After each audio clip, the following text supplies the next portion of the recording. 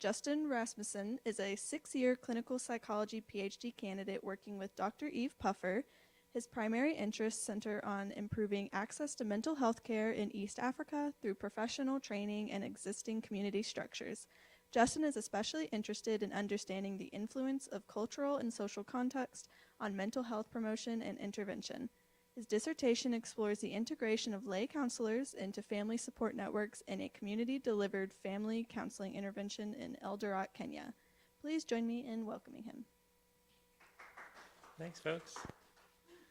Thanks for all of you who are joining here and online. Also thank the Von Heyden Fellowship that's giving me this year, and DGHI, a doctoral scholars program that paid for some of this work, as well as Bass Connections.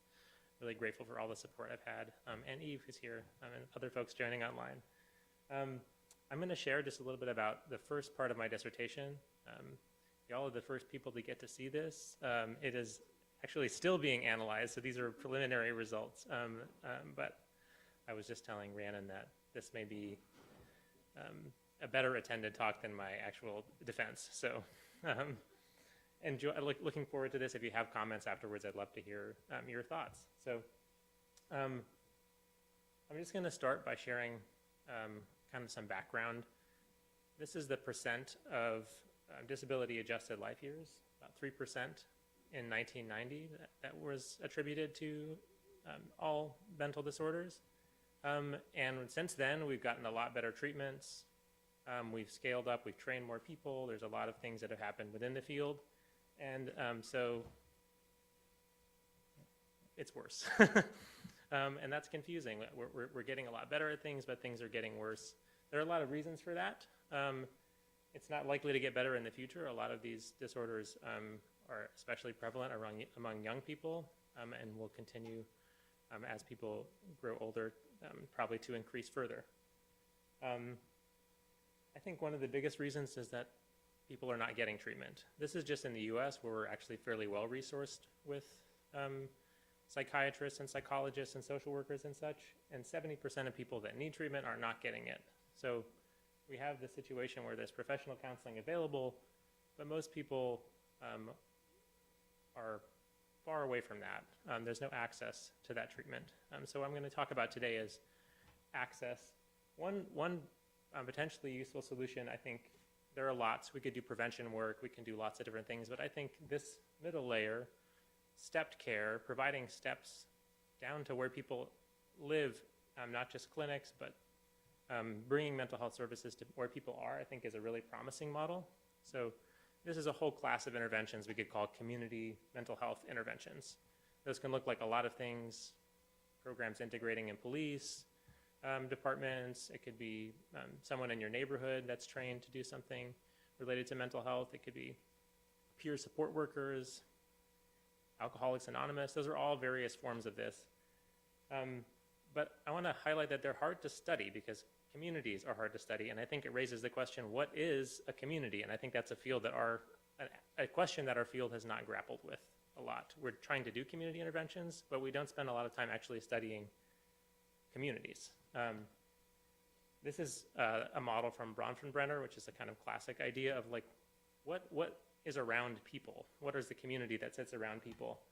And I think that we need to update this idea of like layers that sit around people to think more about networks. There are lots of systems actually that people exist within. It's not one layer, but they're networked within lots of relationships and systems, and I think we can get more specific at understanding what systems people exist within. And also want to highlight that these layers are dynamic. They move. People move up and down these steps a lot. Relationships change. If you do an intervention in one space, there can be reactions to that intervention, and then you end up with paradoxical effects where people reject that entirely. So we need to be aware that they're dynamic and they're open systems. People move. People come in and out of these community systems. So they're difficult to study. Let's just acknowledge that's true genuinely.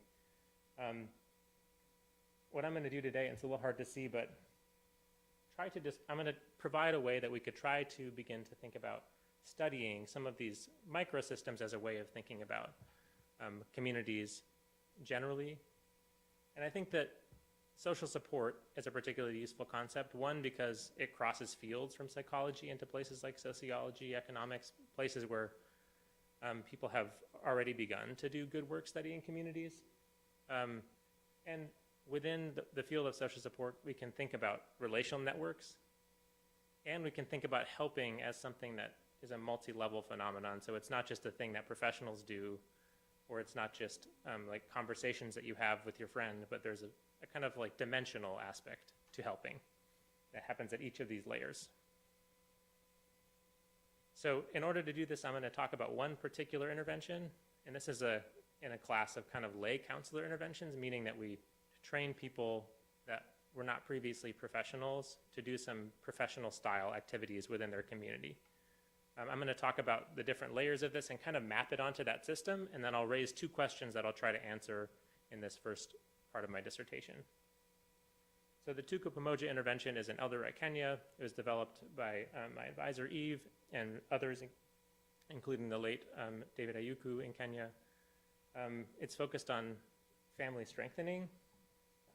So it works with families primarily, co-developed in Eldoret, and it's delivered within community systems. So this isn't a thing that you come to the hospital to do or go to a school. This is something that happens kind of within regular community relationships. A big part of this is identifying people that already exist who are helping. So we sat down with elders and said, who already helps families in this community? We identified them. So we find the people in the network that are already helping. In this case, we found 9 counselors. They were given a brief, they're not actually trained counselors, but people that were identified as helpers. Then we trained them for a week to do a 4-weekend kind of workshop with 140 families that took place in a church, was recruited across. So this is a kind of prevention, promotion type intervention, just giving people basic family communication skills. Then 2 more weeks of training for those counselors, and they met in homes with individual families who had more problems than could be addressed by this kind of general workshop format. And that actually is still ongoing till right now. I'm still getting emails about how that's going. It's been going for the past year. So that takes a lot longer, and it's a kind of process where there's also supervision that goes along with it. But for that, we had 24 families, and within those families, 33 caregivers. So typically 1 female caregiver in most households, and a couple of them also had an additional male caregiver that participated. And then 3 Kenyan supervisors also provided supervision to those counselors and also referrals if needed. So we can see that there's like a full stepped care model happening here, but it's also networked within the relationships in the community. So the questions I want to ask are, within this presentation, can we describe caregiver social networks? We want to understand what this community looks like, how people were already getting support, if we could maximize that, and then consider how these lay counselors might fit into those existing support networks. So these interviews that I'm going to talk about next actually took place before we started the in-home component of the intervention. We were asking people, what do you already do, and what would you expect to get out of this next stage where someone's going to visit you? Okay. I want to talk about methods. This is Nancy. She did a lot of the interviews. So when I talk about methods, it's not just interviews, it's who does the interviews. I think that's really important, and Nancy did a lot of these interviews. So a lot of the quality of this data is related to Nancy's good work. We went through and we asked each caregiver about an hour of questions on their social support networks, and I'll kind of walk through the different pieces of that using a network diagram. So the first thing is kind of, if you can see, the pipes. What were they getting support for? So we kind of, from the literature, we wanted to focus on, for your family problems, what kind of practical help do you get? What kind of like information do you get from other people, and what kind of emotional help? We didn't ask those specifically.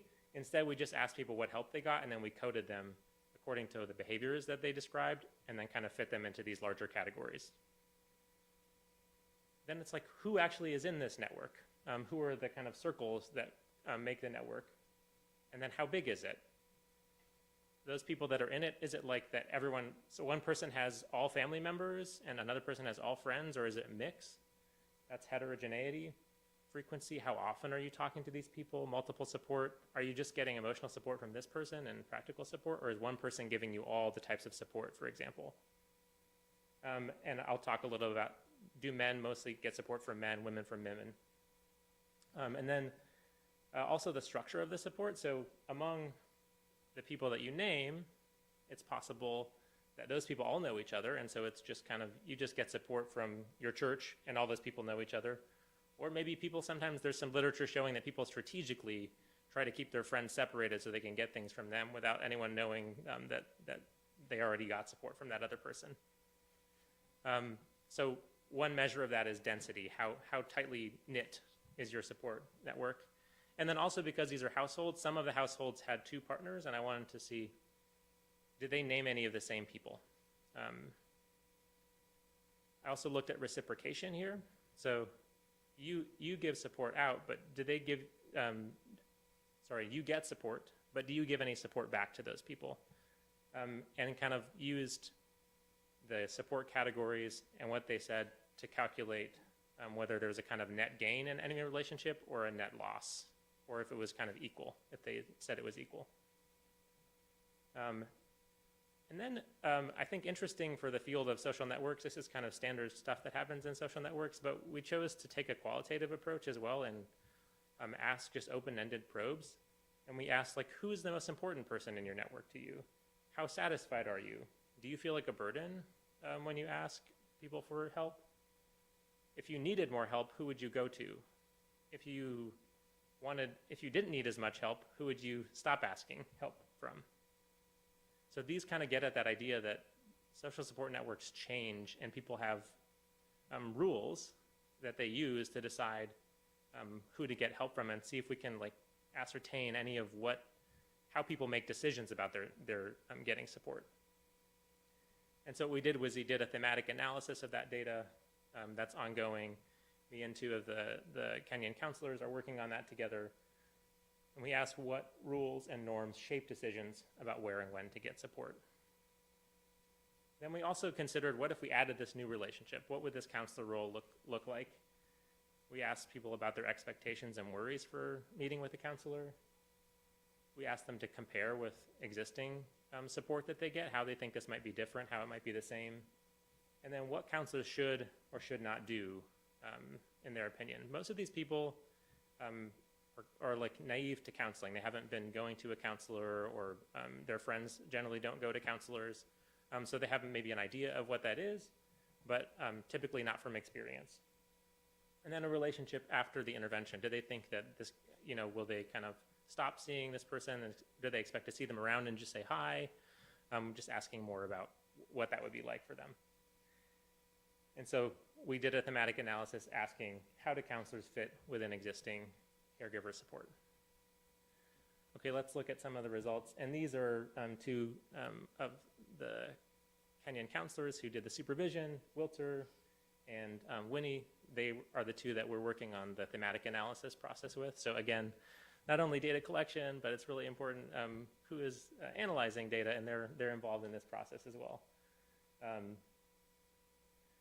Support type. So here on the top, you'll see the different types of people that people named. I didn't supply these categories to them. People just named how they're related. So we have siblings, parents, other family, neighbors, close friends, peers, and pastors. And then here, support behaviors. These are just things that we found that people mentioned a lot. And we kind of coded some of them maybe on the call here, but some undergrads in our Basque Connections class helped kind of code these categories. So we can look at money. A lot of people mentioned money across, like financial support across a lot of relationships. Notice siblings, parents, neighbors, and close friends are especially important for money.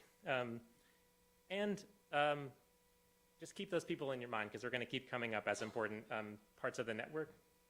Siblings especially seem to be really important for financial help. Aid, it's a little hard to see, but neighbors especially give kind of like non-financial aid. That's like, can you borrow a spoon? Can you come watch my kids? Mediation, people mention this, but almost, it's very infrequent. Mediation is like, talk to my husband about not drinking anymore or something like that, or mediating a family conflict. A lot of people gave advice, connections, close friends for male caregivers was almost the entire category of connections, usually connections to jobs. And then on the bottom here we have emotional support. You can actually see there's a lot of emotional support that happens. A fairly unique one is that mostly female caregivers mentioned pastors praying for them. And we included prayer. That was mentioned a lot. It's not something that's in the literature a lot, but in this case, people mentioned praying for each other a lot and getting support, and it was an important source of comfort and support.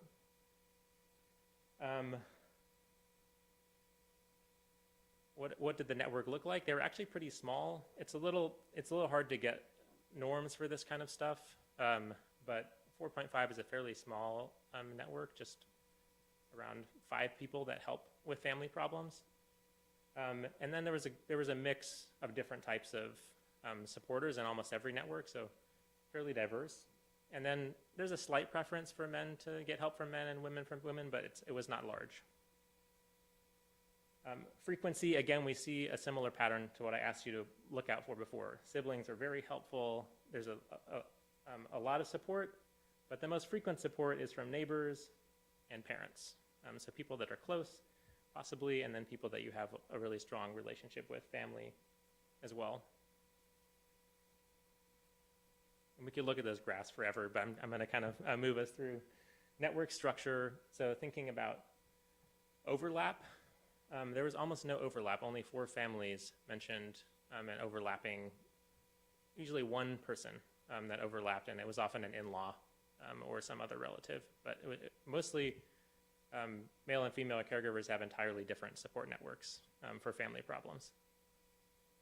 And there was a variation in how tightly knit people's networks were, and they tended to cluster, either be all from different places or have one kind of cluster. This is a graph of like the number of supporters named, and the number of possible connections is a function of the number of people you name. If you only mention one person, you can't really have any connections between people, whereas if you mention a lot, there's a lot of possible connections. And you can see that sort of across that whole spread, there's a variety of levels of close-knitness. So going higher is a higher level of kind of close-knitness. But even at the highest level, people have very sparse networks and pretty dense networks, so it varies substantially. This is just a hypothesis that I won't go into later, but I think that some people move to this urban area from away, and they mentioned during the qualitative interviews that a lot of their networks are elsewhere, and their partners' networks are there, so there's some possibility that density is a product of something that we didn't study, which is like migration. Reciprocation, there's some unique patterns in reciprocation. So if we can look here, the lighter bars are net loss, and the darker bars are net gain, and in the middle is kind of balanced.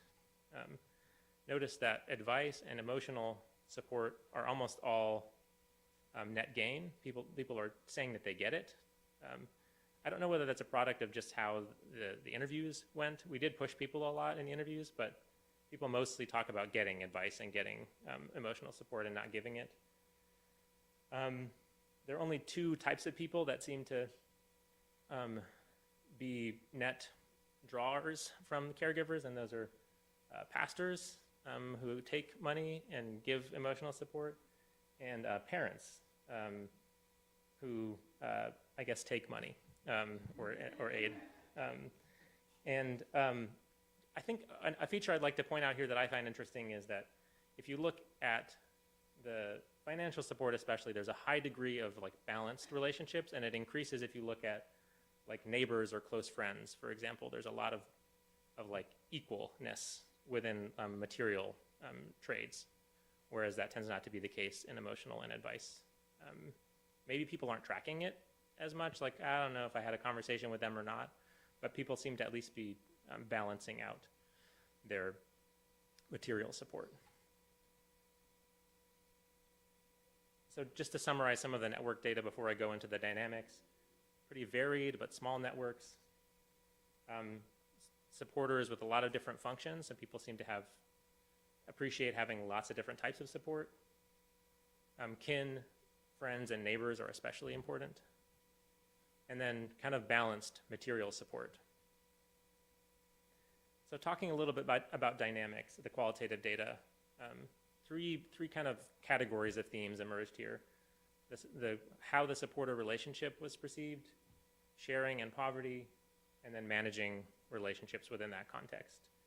So for the supporter relationship, the first theme we found was important was if the person is close, if they're proximal, that could be like they live next to you, but also like they go to the same social places, mostly living next to you. So that kind of like, not necessarily a neighbor, it could be a friend that lives near you, but one person said, because she is close to me, we have lived together for many years. That's why I get support from her.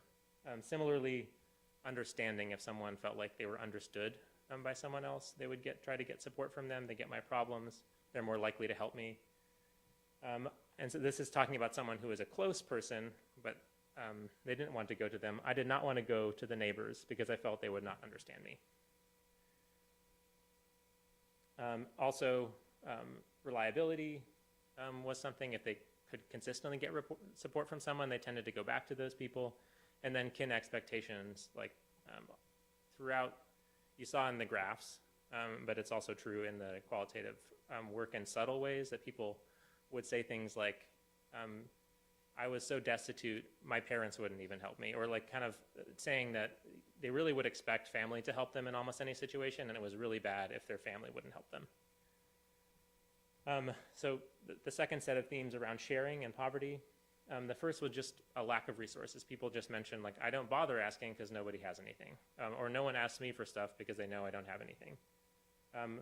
Another theme was around not refusing support. So we asked everyone, like, have you ever refused support from anyone? And across every interview, people said no. We could probe more and get situations where they actually had, but people mentioned that, like, that it was not a good thing to be refusing support for other people.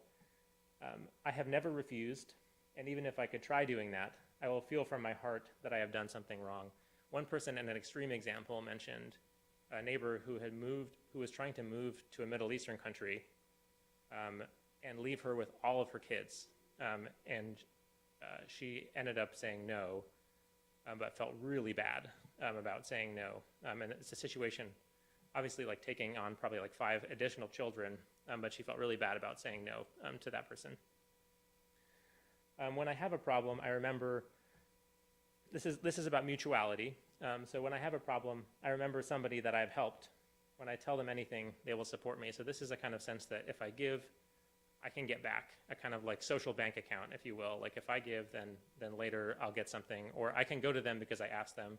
But it worked the other way too, where if I kind of overdrew that account, I can't now go and ask that person anymore. And this has like kind of broader implications. I'll read this quote to illustrate this, but I'm afraid to invite them because I do not have something I can give them to eat. I feel guilt. So a kind of sense that there's also a generalized sense of mutuality, that if you're going to go to a church function, you need to give something to that place. If you're going to have someone over, so almost participating in social activities has a cost. I think that's an important feature of this kind of social ecology as well. Finally, managing relationships. So people mentioned kind of how they managed being a burden or trying not to be a burden. This person said, every day I prayed to God to stop these problems so that my uncle could rest, because he was really helping, but he could speak in a way that you could feel he's tired. So people would really try to reduce support if they felt like someone was being overtaxed. They would, if they got a sense, there were people described kind of tone of voice or how people acted when they asked for support, and kind of would back off if they needed to. Often when we asked who would you get more help from and who would you stop asking, it was the same person, because they're really pushing one person to help them. Which tends to be a sign of like an overstretched network too, that someone's really leaning on an individual person or a close relationship. People also mention independence. So in this case, and this was especially male caregivers, people mentioned that, like, in response to this whirl of kind of there being a broader kind of social account that you needed to draw and take out of, people preferred to just deal with their own problems by themselves. This person said, if I tell her, if I tell my partner, we have lacked. Unless it is really hard, you cannot go to anyone, because if you go to someone today, who will you go to tomorrow? So some sense of the mutuality, but also like, let's just handle our own things. And I want to emphasize this is kind of extreme, like people were talking about, unless it is really hard, that threshold was pretty high. People talked about kind of sleeping hungry for multiple nights rather than asking people for help. And then when I have family problems, I cannot go outside the house, but when I'm okay, I can go outside and interact with my neighbors, kind of illustrating this idea of privacy, especially with family issues. Specifically, you could ask maybe your parent, your neighbor, not your neighbor, your parent, maybe your sibling, but most people could not ask about kind of family problems, especially issues in the marriage or with kids. So a lot of privacy around issues. Generally, people talked here about worrying about gossip, worrying about kind of the way that they're perceived within the community. And people talked about real consequences too when things were public. Like one caregiver drank heavily, and that person's partner mentioned that she couldn't get help because everyone felt like it was going to get used on alcohol because of this partner. Okay, thinking about counselor support then. This is a new role, so a lot of people's responses was, I don't know, let's see. So they're willing to just kind of see what's going to happen. They didn't have an initial sense of what it would be when we pushed them. They often had guesses or ideas, but the first response tended to be, I'm not sure, which is a good thing to know when we're going around saying things like lay counselor and thinking that it has some kind of meaning. What kind of meaning gets attached to that is really important when people don't have an initial perception of what that might be. The type of support, a bunch of different things came up here, especially advice and listening, but a specific quality of the advice tended to be a sense of like expertise, that like they will really know what to do with with my family problems. So it's, people valued the type of advice. Even though they got a lot of advice from other people, this felt like specifically useful advice. Mediation, you saw in that other graph that almost no one did any mediation. In this case, people were really excited to have someone to come mediate a conflict. Now that might put counselors in a position that's difficult to be expected to mediate all the conflicts, but they were really excited to have someone also that was an overlapping supporter. This is someone that's not just from my network or my partner's network, but they're going to bring us together and support us at the same time. And then financial support. People kind of put in like a little hopeful plug that maybe the counselor would help them financially. And often it was like, I don't know if this is the case, but it would be helpful if they did this. But I think that's notable that people mentioned kind of financial support. So it wasn't a clear expectation, but people mentioned that, and also tended to be kind of an idea of non-reciprocal, like not like we're going to trade things, and I'm excited to have someone to do that, but I really need some additional help and it would be useful to have an additional financial supporter. They also mentioned confidentiality. Oh, let me read. I'll just move through these quotes so we can get through. Confidentiality. This was a worry that people had related to privacy. So long as not a counselor who will go out and speak family problems. So this person was talking about not having a counselor talk about family problems, break that privacy role, and then ongoing support. So this is, I think, an interesting and surprising finding that a lot of people mentioned, that they wanted to keep talking to their counselor. Almost universally, people described that they'll continue to have a relationship. Some of them, it was kind of an advisement relationship, like if I have an issue, I'll call them and we can kind of keep talking. But a lot of people, someone said it's going to be like my brother. So like I'm going to keep a very close relationship with this person. So that's a little different than I think people expect when, if we're going into a model thinking like it's an exact replica of professional counseling in some contexts, I think this is different. People expect to kind of continue to be able to access them in their community. Okay, so kind of putting some of this together, three areas, and I'd love for your help in thinking about where to go with this, but I have three sort of preliminary conclusions about this that I think will be useful to thinking about future interventions in settings like this, as well as lay counselor intervention specifically. So the first is this a counselor niche. There seems to be like a thing that counselors do that other people don't. It's not a replica of existing support, but it has similarities. They're confidential, which is somewhat the case with family members, but it's different. They tend not to be. In fact, we've had problems since I did these interviews where counselors were too close to people's networks, and people rejected those counselors. So I think that it's important to think about the value of confidentiality. Also, the perceived expertise, and that people, granted, these people have 2 weeks of training. They're not great experts, but they do have access to expert counselors, and people perceive that they'll be able to help them in a way that other people have not been able to, including people like pastors who may have more training. And then they liked that it was supporting the whole family, so it wasn't just adding to an individual support network, but it was coming to support this larger group. I think that this poses some challenges. This kind of embedded professional is a very difficult thing to navigate. It's very critical. It's like I mentioned, it can be a really powerful position to be in and to provide mental health support from. But there's some research showing that like on peer supporters and things like that, that's a really challenging role to navigate when you're given a partial professional role, saying like you have to be confidential, but please stay in your community, for example, that you're holding a lot of people's secrets and things like that. So some of the benefits that come with being a professional may not be given in that case, and some of the like challenges may not be recognized. So I think this is something that lay counseling interventions especially need to grapple with, of like how can this embedded professional category be supported if people are going to be expected to be confidential experts, especially. This kind of world of generalized reciprocal exchange, I was kind of thinking about it like a pool. There's like a sort of, everyone has a perception of this general community pool of support, and you can take in and you can put in, you can take out, but you don't want to be labeled as a taker at any point. And a lot of people felt like they had been labeled as takers, and they were hoping that by the end of the intervention, they could kind of be restored as like net givers, and they could continue to have better relationships.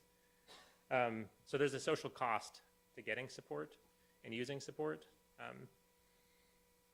There's research, like there's been some done in the US, as well as a really interesting study in Spain that show that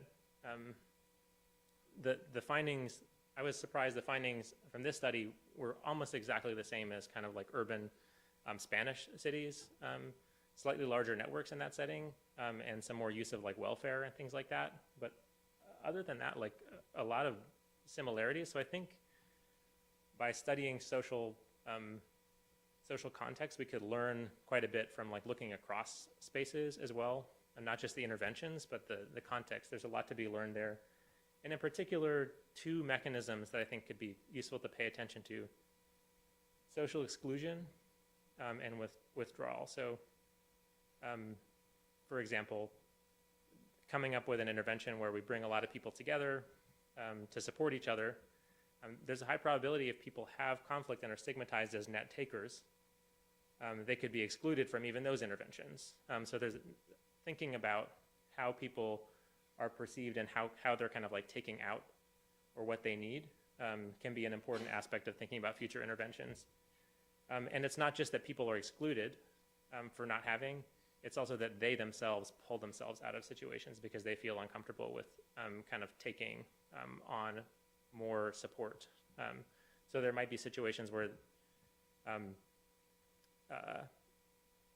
we could be more attentive to the ways that people are publicly seen to be taking during interventions like this that provide mental health support. And implications for lay counselor interventions, I think, could be thinking about this new role being kind of a non-reciprocated relationship could be really helpful. It could help with kind of ideas of social exclusion and withdrawal if it's set up correctly, that people really need things, and if there's a mechanism to do that without stigmatizing people, that could be really helpful. But also, people said that they want this person to continue to be their friend, so it's quite possible that lay counselors are part of this social exchange, and they could benefit from it. but also there could be kind of pressures that come with that. Also just reflecting on the materiality of care. I didn't show this, but I asked about what kind of family problems people had, and virtually everyone was something about job loss or kind of an illness causing financial problems. So there was a ton that had to do with kind of the reality of like economic problems. Also, in looking at the actual relationships, emotional closeness often became financial help, and then it went the other way too, that helping someone made people feel emotionally close. So these things are not actually that separate, even though sometimes in like intervention spaces like psychology, things like that, we treat these as separate. Either we're doing a livelihood intervention or we're doing this. And it's indicated even in people's hope. They didn't feel like, oh, that would be weird if my counselor would help me financially. They were like, that would be great if they would do that. And so we can be cautious about that, but I think that we should explore integration of material care into psychological case formulation. There are studies where it's kind of economists being like, oh, let me pull, or like an intervention from psychology and plop it here next to a cash transfer. I think we can do better than that. I think we can think about what would that mean? What would the cash do to this relationship? And kind of think a little bit more carefully about these things rather than kind of putting two packages together in situations like that. I think psychologists could be critical to that, but I feel like our field also could learn a lot from sociology and business and economics about what implications these might have. Okay, that's kind of the conclusions I've drawn, but I'd love to hear your questions and help me think a little bit of this data. Like I said, it's super fresh, so there's a lot more to explore there, and I'm happy to answer some questions about it.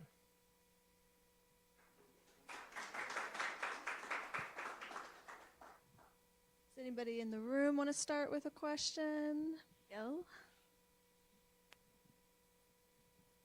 Thank you, Justin. It's interesting.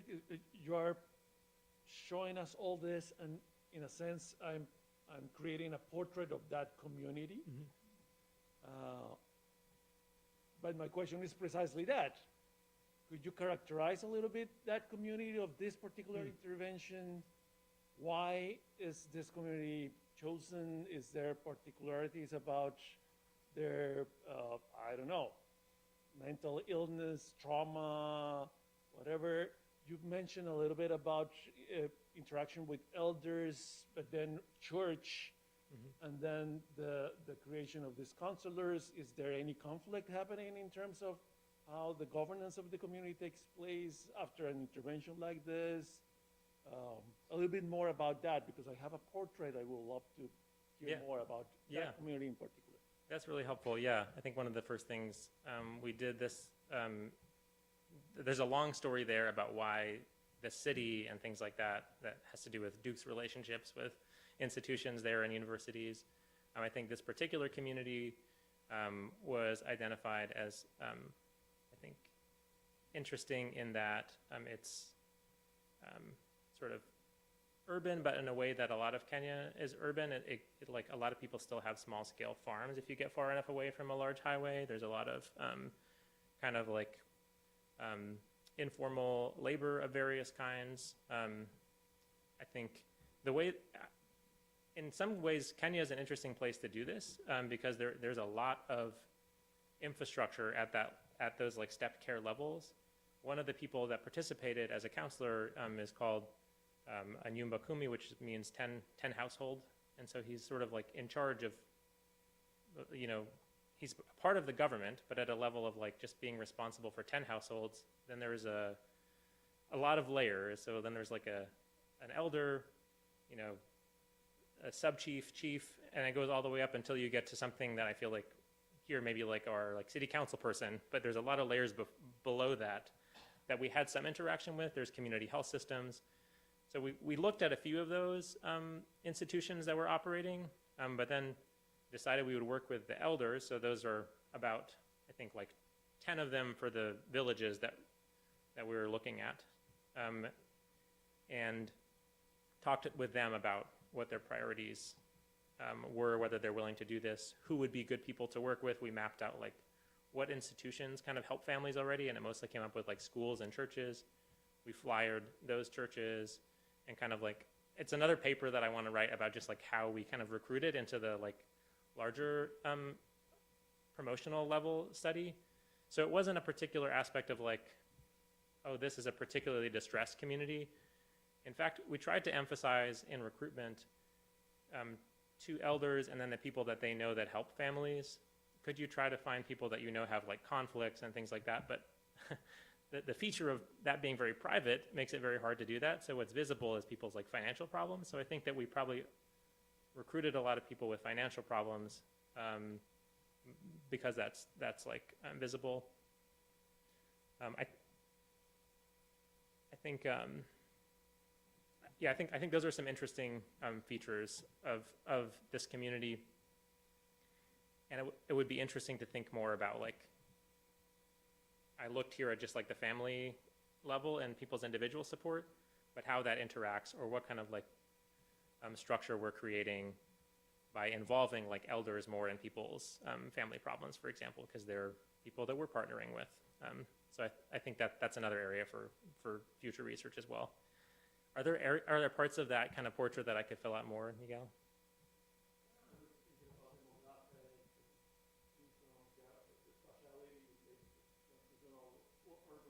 Yeah.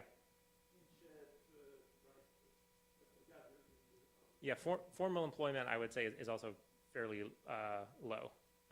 So it's rare in this setting to have people that have like a consistent paycheck. For example, a lot of people are like selling food in a market or doing something like that. A number of people mentioned losing formal employment, and that was a big hit. But that was like the majority of people were mentioning like not being formally employed.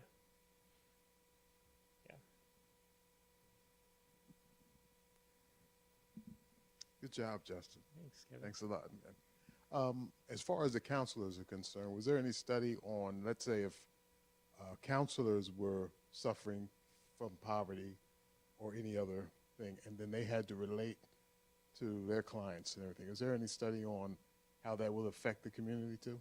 Yeah, that's a good question. This is, I think, an area that I'd like to have more research, specifically because they're trying to recruit people from within communities, so they suffer from a lot of the same problems potentially.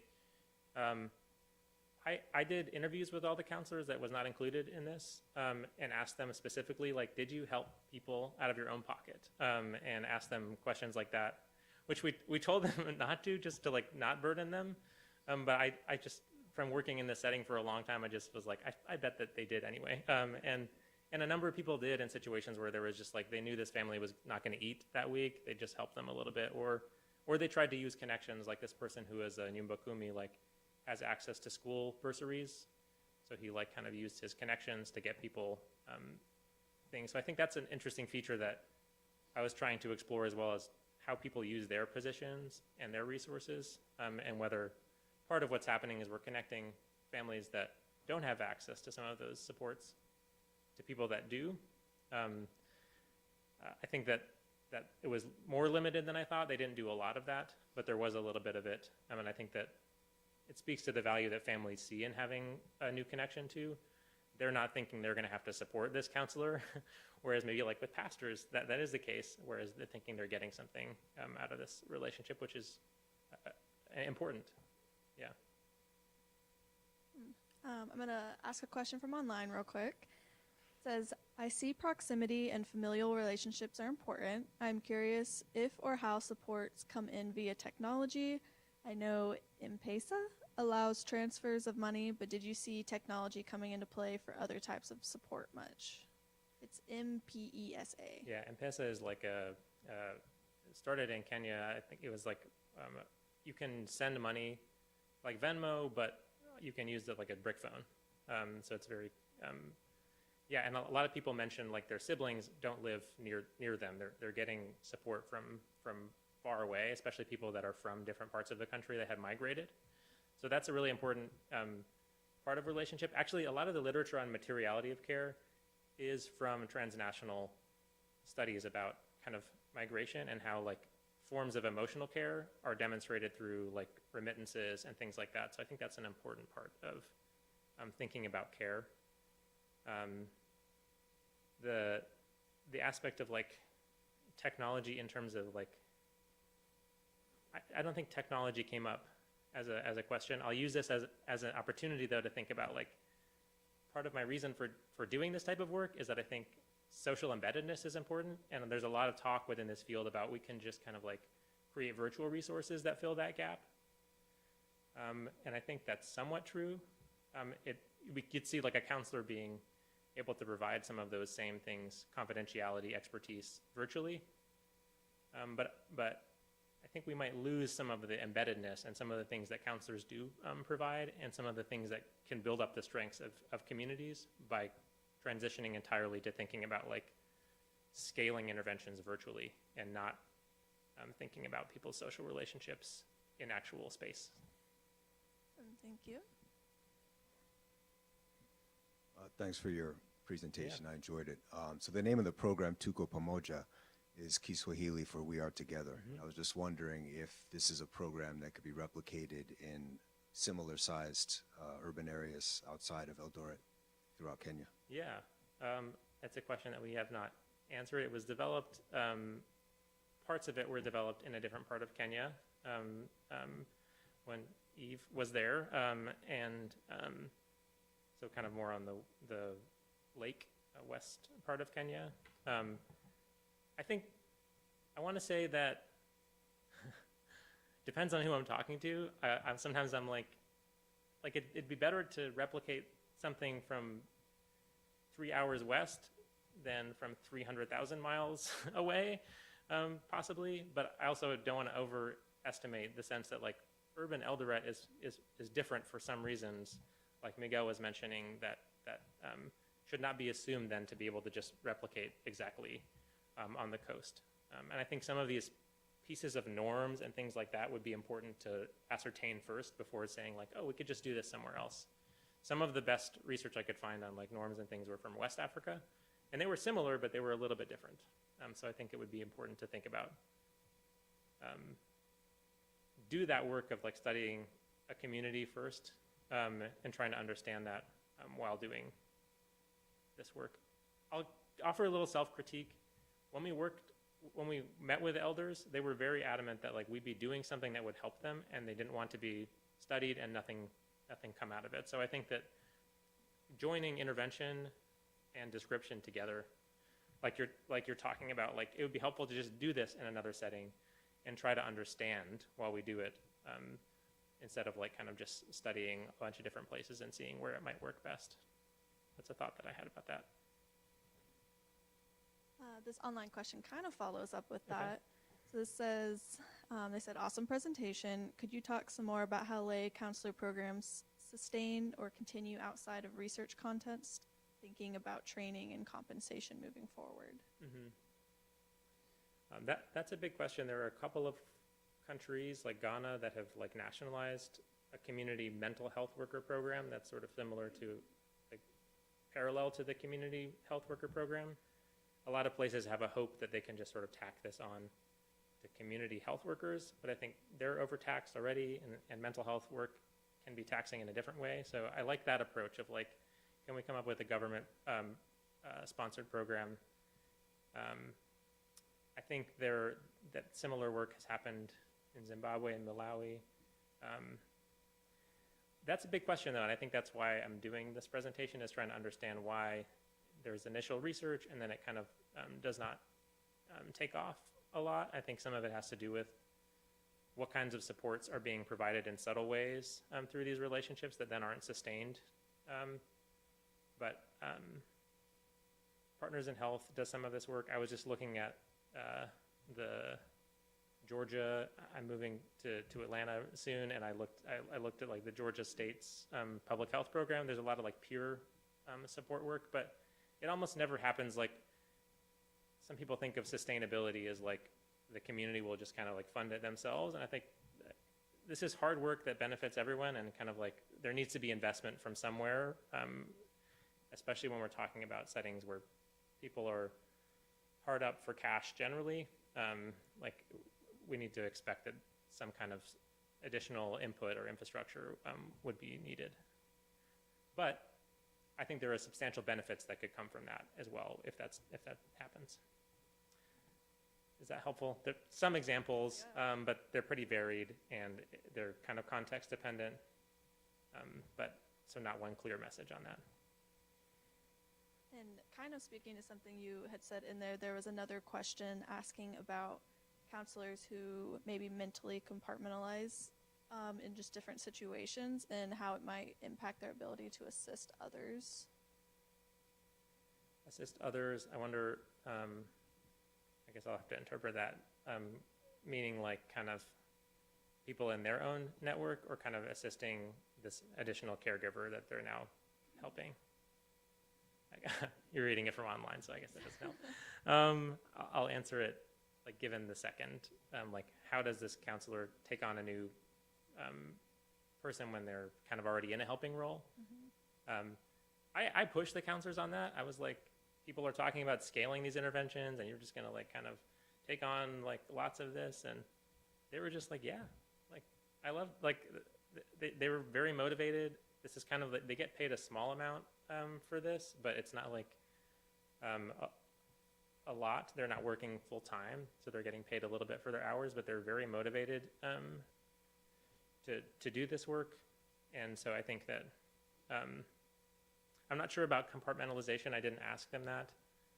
They've never brought it up as a specific thing. There's a previous paper published by someone, a master's student in our lab, about kind of like burnout. I think one thing to attend to with like questions about burnout and things like that, and we often look at like people's capacity for empathy and things like that, but I think the place to look for the source of burnout is usually like structural problems. People run into like, I know how to help this person, but you're not letting me do it, or I'm not given the sufficient resources, and I hate going to a family who's like suffering and sleeping hungry, but I'm not allowed to kind of help them with that problem. I have to kind of do their family problem. So I think that that's a big problem. We're currently discussing dropout and things like that and kind of churn. And I think that I imagine if counselors were not having to go up and down trying to find families who'd moved and kind of keep families engaged, if we give them more resources around that, that might help them kind of reduce the administrative side of this whole project. I think would as far as what we're hearing from them, I think providing them ways to help families financially and providing them ways to like get more consistent attendance from families, those two things would I think increase their capacity to like be present and empathetic with families. Thank you. Are there any more questions in the room before we finish up? Awesome. Thank you, Justin, for your presentation. Thank you all.